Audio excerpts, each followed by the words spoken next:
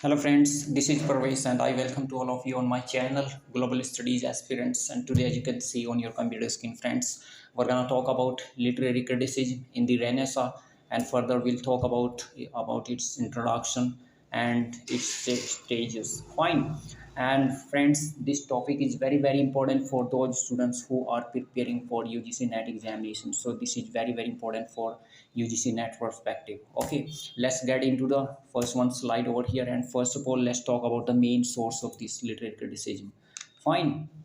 And here, friends, just a moment, be online. Here, the term Renaissance, it belongs to Italy. Basically, it origins from Italy and meaning rebirth or reawakening. Fine. Here the meaning, friends, rebirth or reawakening. Fine, this is the meaning of and store for historical rebirth of literary and cultural movement. What does it mean, friends? There is a historical rebirth of literary and cultural movements in the 14th, 15th, and 16th century. Fine. First of all, it was studied first of all in Italy, and then France, and then Germany, and then England. Okay, and after all, later it was spread up in the different countries, rest of the countries of the Europe. Fine. And there are two views of the Renaissance. Fine. I will let you know the first one view here. Here the first one view, friends. Just about is the first one view. Europeans believed that they had discovered the greatness and superiority of the ancient Greek and Roman culture. They had discovered the greatness and superiority of the ancient Greek and Roman culture. It was the first belief of the Europeans after centuries, which was neglected and declined during the so-called Dark Middle Ages. Because at the time of Dark Middle Ages, okay, during these ages there was no perfect literature, but even after that this is very important as per the literature perspective. The other view held by the modern historians, and the next other one view is that uh, other one view is that modern historians see the Renaissance was not an abrupt moment. What does it mean? What does it mean, friends? Other view by the historian that they told the Renaissance was not an abrupt moment. Okay, it was not an abrupt moment, means sudden moment, but it has its roots established. First of all, already. Okay, first of all, it has established its roots where in during the medieval times. During the medieval times, it established its roots. Fine, and the movement was one of the gradual progression, and from that point of time, it was on progression, gradual progression. Okay, it was the second view, and whichever opinion is right, it may be done, it may be hold. It is true that the Renaissance marks a clear departure from the earlier moment, okay, with its own characteristics to justify it as a separate moment. Okay, got it, friends? And basically it this moment was in culture and in arts, or you can say like in literature or in culture and literature. Okay, this warrants in independent study of and inquiry of the moment. Fine. Okay, and here the next one paragraph. First of all, J.E. Spingarn, it was a critic, first historian of the criticism to venture boldly of trace the line. He published a book, Literary Criticism in the Renaissance, 1899. This was the year. You can write down, friends, for your examination perspective. And there is some fundamental question over here.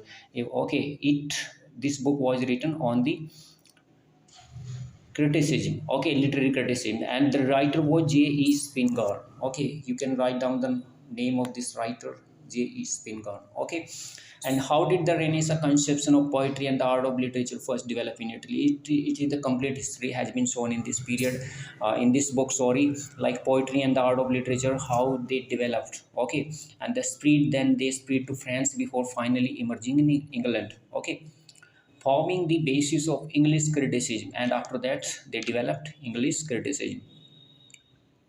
He is perhaps the earliest historian to discover a pan-European tradition in Renaissance literary theory. He is what is here? He is perhaps the earliest historian to discover the a pan-European tradition in Renaissance literary theory. Okay, got it. Okay, let's move ahead, friends. Here, let's talk about the literary works in criticism, friends. These works are very important as per your examination perspective, friends. And here, let's go through this paragraph. First of all, Elizabethan criticism exhibits two traits. First, there is an existence of complete body of critical works of the Renaissance, and secondly, it shares several characteristics with the works of the European countries. There is works of England, and there is a works on the other hand from the rest of the country of Europe. Okay, and associated with Renaissance, they also associated with Renaissance. Okay, basically, this line means that there is a two view. One works was written in England, okay, in part of Britain, and the other works were written in different parts of the Europe. Okay, hence it is wrong to discuss English Renaissance. So it would be basically wrong to discuss as it, or it is considered that it is only an English Renaissance.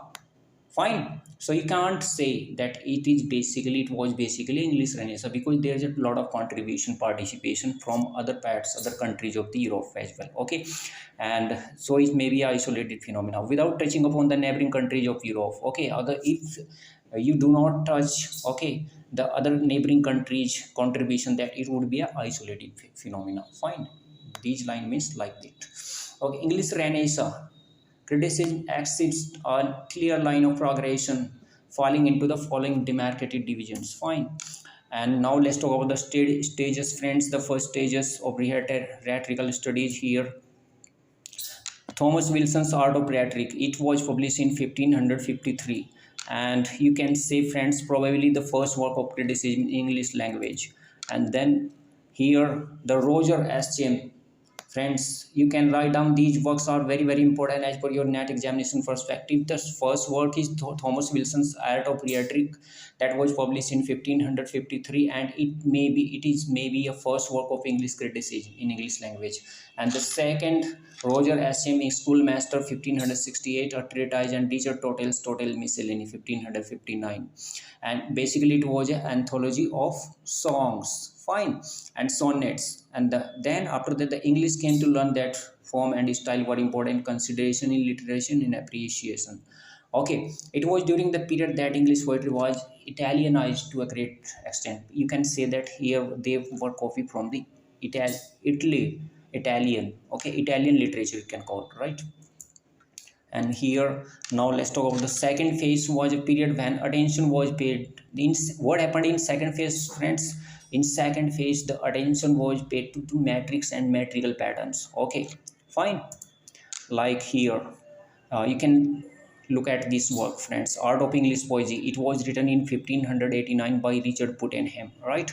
And then Discourse of English Poetry, 1586 by Mary Webb. So these works very important. You can write down, friends, so you can take a screenshot. Fine. And here these are the earliest works of classification of meter, classical meter.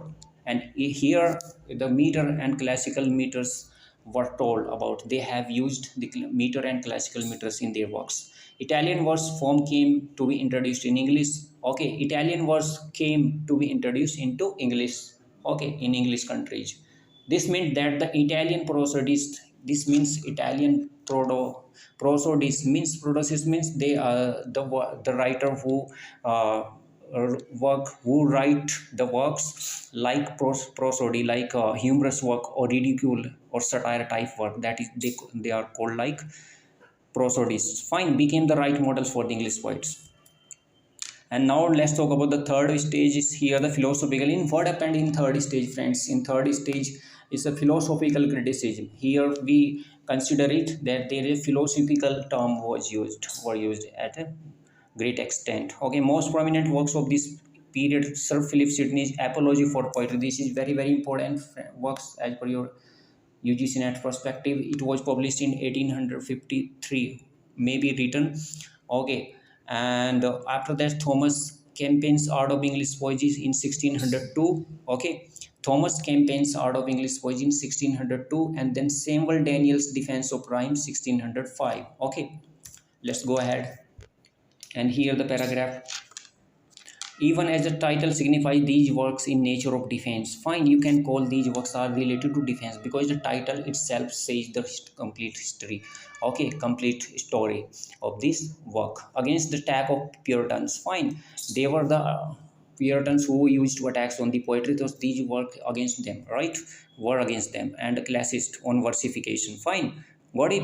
Classist, what they used to attack on the versification, so they have written some works against these classist and the Puritans. These defenses are broad in their scope and treatment of the subject. Okay, they have used a broad concept of scope and treatment of the subject. They were not just defenses to meet the chest, but works which raised some essential questions of poetic. They raised also some questions in their works, poetic art and the theme. In their poetic art and theme, there was some question was raised by the author writer. As in versification, here too they borrowed from their Italian counterpart, and these all tools and techniques were borrowed from their Italian counterparts. Okay, let's see move ahead. Let's talk about the fourth stage, friends. Belong to the first half of 17th century. It belonged to the 17th century's first half, and there was a Ben Jonson. He was a very famous writer in Elizabethan dramatist. He was the Elizabethan dramatist basically, friends. And the important figure during this period, Johnson was a classicist. Okay, if Sydney defended poetic art, okay, then what Johnson did? Johnson taught it. Sydney, okay, here Philip Sidney defended poetic art, but Ben Jonson taught it. Okay, got it. Here again, there is an unmistakable influence of Italian criticism. Here again, they were under influence of Italian criticism. Okay, this, so you can call, friends, there is a huge contribution of the Italian literary criticism as well in the English criticism. Okay, let's move forward and talk about the fifth stage. Opens up a new dimension in English literary criticism when the French come on the scene. And what happened in fifth stage, friends? The French come on the scene. Okay, a patriotic spirit here. Look at here this point, this word. The patriotic feeling were raised, spirit were raised, and inspired, and these patriotic feeling inspired this whole period, friends. Okay, some of these characteristics features were a devotion to the national cause. There were a devotion to the national cause, nationalism, feeling of nationalism, commitment to the classicism. Okay, they were their work were written on the theme of classicism in a pure form, and the faith that our should imitate nature. And there was a faith that they used to imitate the natural scenery, natural factors, natural concepts in their works. John Dryden, the poet laureate, John Dryden was the poet laureate at this time, became the presiding genius of this period. Okay, and now let's talk about this summary, friends. Here, the summary with this emphasis on humanism based on the idea that people are rational beings and its faith in dignity. What happened, friends, in summary, that we can call this people are rational things. They have the rational thinking and its faith, and they had faith in dignity, worth of individual. The Renaissance was a period of intellectual ferment. There was intellectual work. They were attracted towards the intellectual work ferment, and that prepared the ground for later thinkers. And the thinkers who came later, they inspired by these themes and these ideology, who arrived on the literary scene. Fine, during this period of enlightenment, or you can call it this period of enlightenment. Fine, and here the Renaissance has left to the world what it's referred, and as here modern age writer W.B. Yeats referred it.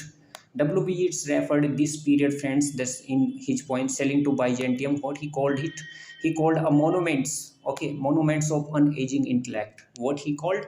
Monuments of unaging intellect. Okay, which define much of what constitutes the Western world today. Fine. So I hope you must be getting, friends. You must have understood the complete theme and concept and fact of this whole video lecture. And this you like, if you really like this video lecture, then please do not forget to like us and subscribe us and share this video to your friend circles. I will meet you again with the next video lecture, friends, and hopefully you must have enjoyed this video lecture, friends. Okay, I will meet you again. Till then, bye. Thank you for watching this video.